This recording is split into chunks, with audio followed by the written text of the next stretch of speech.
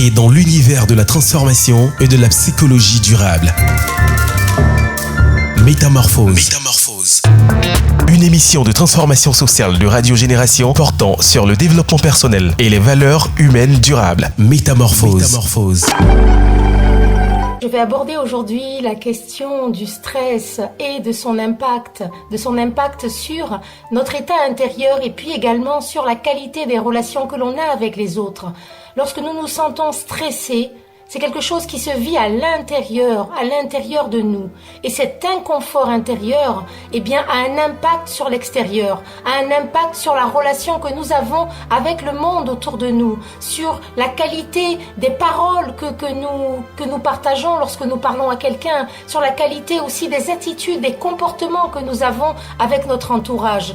Alors oui, le stress en effet a cet impact-là. Alors nous devons apprendre déjà à reconnaître quand on vit un état de stress intérieur. Être sincère avec soi, oui, là tout de suite, je me sens stressée. Je reconnais que je vis du stress à l'intérieur de moi.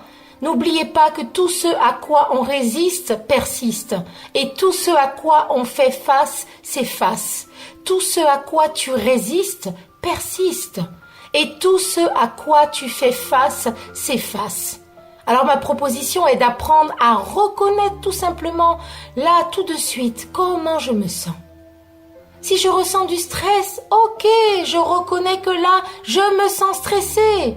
Ça, c'est déjà un point qui est important pour pouvoir déjà faire face à cette réalité objective que tu ressens dans ton corps. Ensuite, la proposition que je te fais, c'est de prendre la responsabilité de ce que tu vis à l'intérieur de toi. Plutôt que d'accuser l'extérieur et de dire oui, voilà, c'est à cause de Pierre, c'est à cause de Paul, à cause de ceci que je suis stressée. Quand on accuse l'extérieur, on ne prend pas la responsabilité de son bonheur. Quand on accuse l'extérieur, on ne prend pas la responsabilité de réussir. Parce qu'on a toujours, comme un pantin, donné à l'extérieur le pouvoir de notre accomplissement et de notre bien-être, de notre sérénité et de notre joie. Alors la proposition, c'est de décider maintenant, là, pour toi, de prendre la responsabilité de ce que tu ressens. Je vais te donner un exemple concret. Si par exemple, tu vis du stress à l'intérieur de toi, quand tu rencontres quelqu'un à la maison, par exemple, que tu es chez toi, plutôt que de te défouler sur l'entourage, dire à haute voix, oui, là, je me sens stressée.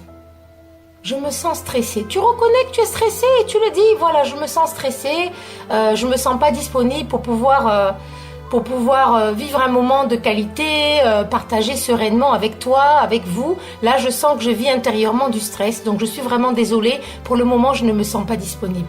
Et je préfère donc différer peut-être cette conversation pour qu'on puisse en parler à un moment où je me sentirai plus détendue. Voilà, donc on peut apprendre en fait à prendre la responsabilité de l'émotion qu'on vit intérieurement et puis aussi choisir vraiment de privilégier la qualité des relations que l'on vit avec les autres. Qu'est-ce que cela signifie? Cela signifie que quand on privilégie cette qualité de relation,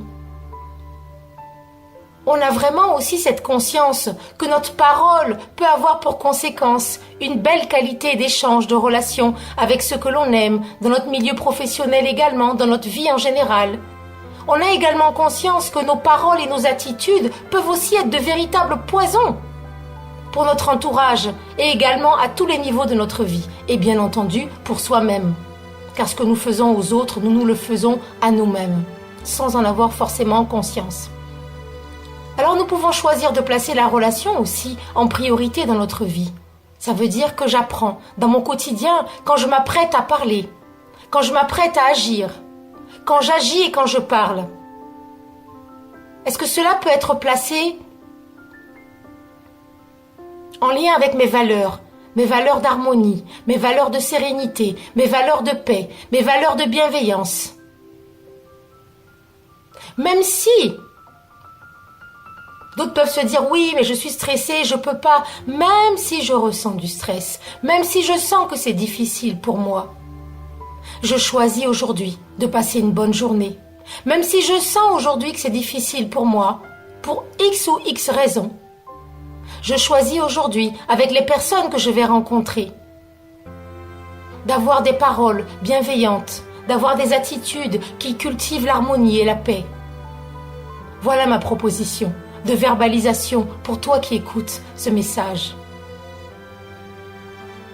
Nous avons donc un grand pouvoir sur nos journées, sur nos vies, sur la qualité des instants que nous passons avec notre entourage. C'était ainsi mon message. Et pour terminer donc ce message et ce partage, j'aime bien qu'on soit aussi de plus en plus tourné vers ce qui va nous rendre de plus en plus positive. J'évoquais il y a quelques instants la question des paroles que nous prononçons. Je vais tout simplement vous donner un exemple en direct. Je vais maintenant vous donner plein de phrases positives. Vous allez les écouter et puis vous observez comment vous vous sentez quand vous entendez ces phrases.